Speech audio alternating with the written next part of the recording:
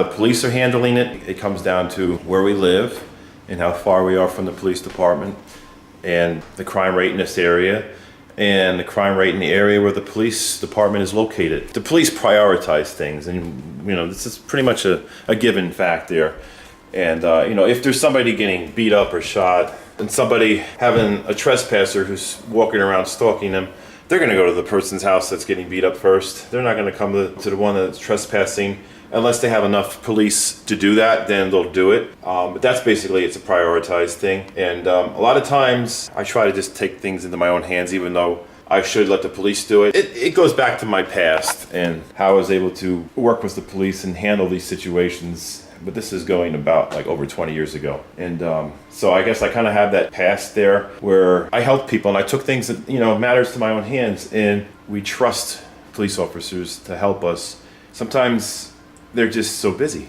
There's just so much going on, and we don't want to abuse that. If this happening and it's not that much of a priority, and there's so many other big things going on, I'm not going to interfere with the police. If I feel like I have a control of a situation, I got it under control, I'm going to deal with it myself before I pull the police away from possibly saving somebody's life, their lives. And even though they prioritize things, what if I call, it's going to maybe delay because now they have to go to here, and then what if something happens and then they're all the way out here and then they got to go all the way back out there? And, I don't want to pull them from a high crime area because we live in a low crime area here. So, if they're all in the area that's got a lot of higher crime, and I pull them away, it's going to take, if it takes them 45 minutes to get here, then how long does it take them to get to an emergency call in that area? And it just makes me, I just don't want other people to be hurt. And I don't feel this clown is actually causing any danger to us other than just a nuisance, just annoyance. It's just trespassing, peeking through windows. And I think breaking the windows was taking it too far. You going upstairs, sweetie? Yeah. With them? All right, I'll be up there in a little bit because we're going to be going soon, okay? We're going to go out to eat.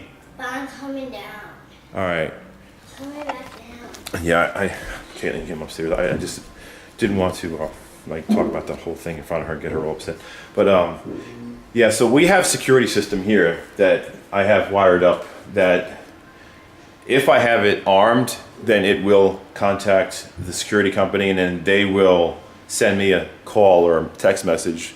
Basically, they call me and then I got to confirm with a passcode or something, and then they take that information and I can either say, it's false alarm or it's a real thing. But when I'm not home, I'm not going to know if it's false or not. So I don't know what to do with that. And we had so many false alarms. I've had probably I'm thinking 5 or 6 of them since I bought the security system back about 7 months ago.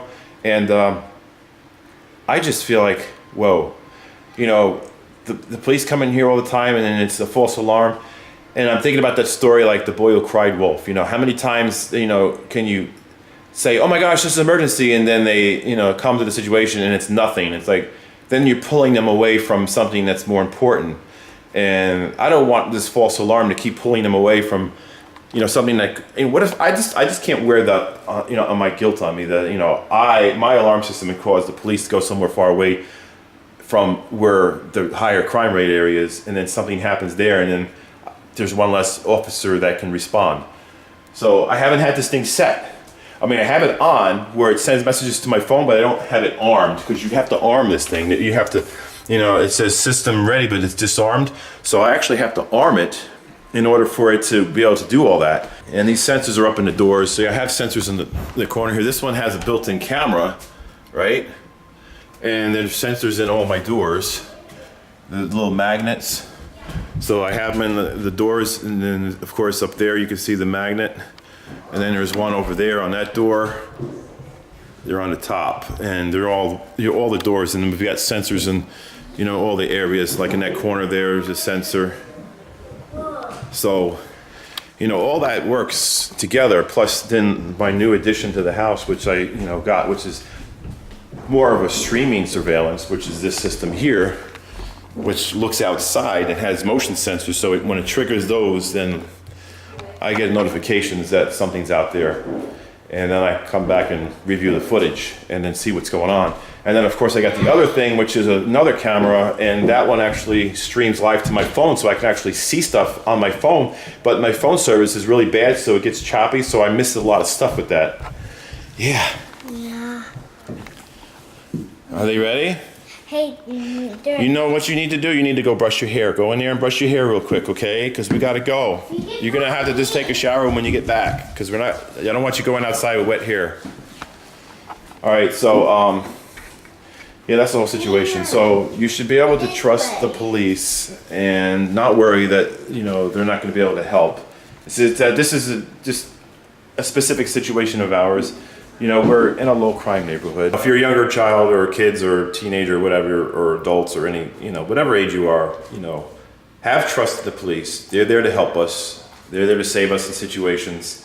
But they only help if you notify them and let them know of a situation. They can't, you know, they're not going to read your mind. They're not going to say, oh, wow, something's going on.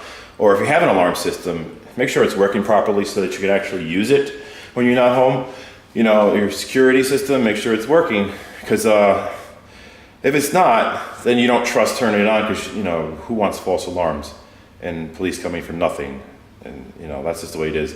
And we have a clown that keeps coming to our house, trespassing, and doing all kinds of things, but he's not causing aggression towards us. He's not hurting us. You know, I can replace a window. I can replace door locks. I can replace broken windows and, you know, all that, but you can't replace the life of somebody, you know?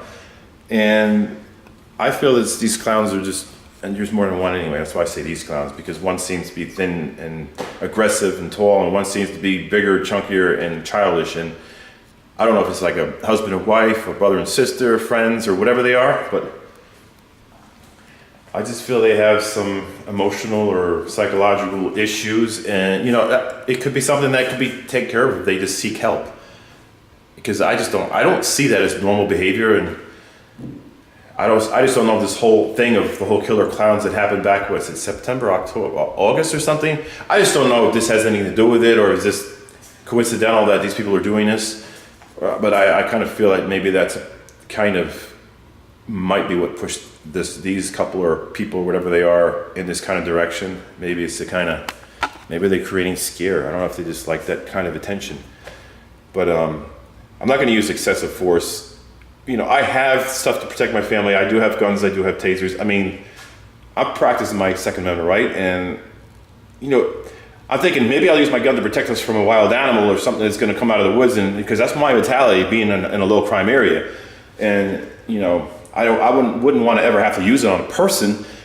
But if a person's going to come at us and cause harm, and they have weapons, and they're going to cause, you know, a life-threatening situation, I have the stuff I need. And I don't want to have to use it unless absolutely necessary. So, you know, that's just one thing: responsibility and controlling yourself and holding back and not just jumping the gun, not getting. I mean, you don't want to make an irrational decision, you know. And there's laws that protect people, even those who break in your house. You know, even though they could be arrested and taken to jail. I mean, if somebody comes in here and steals a radio and you shoot them and kill them, I mean, you can end up in prison for killing somebody. But if somebody comes in here trying to cause harm or physically, you know, like they're at you with a weapon and you have no choice, then that's different. That's self-defense. So there's so many lines to draw, and we're not in that situation. It's more of a theft, and that's just how it is. So always have faith in law enforcement. Police are there to help us. Just I know how many times when I say that. I just want to make sure everybody knows that. You know, I tend to take matters into my own hands, and when I do call the police, you know, it takes them 45 minutes to get here because they're so far away, and I just, at the point where I know they're working on it, and that's the best I can say, is they're working on it. I haven't seen anything happen today so far, so I mean, that's a good thing, and I just trust the police will get it done. It's just that, you know, if you don't tell them all the time, they're not going to know. And I did hear helicopters around here, and I don't know if they're police helicopters or if they're like emergency medical ones, because we have medical centers that are close by, like at 15 miles, and one that's like 65, 70 miles away, and then they have to use helicopters. And sometimes the police use helicopters as well, because they're searching for people that are running away from the law, you know. So thought I would just put this out there today, and hope everybody feels a little better about it, knowing that, you know, if you have this kind of situation, that if you call law enforcement, that in normal circumstances, that it will come to an end, that they will find them. Just don't, I guess, just don't be like me, I guess what I'm saying is like trying to take it into your own hands. But I guess it depends on what you've done for a living in the past, and if you've worked with law enforcement or not, and then you have that under your belt, and then you kind of feel more in control. Then I guess it may be different for those people, because that's the situation. That's the kind of boat I'm in. So it kind of gives you better perspective of where I'm coming from.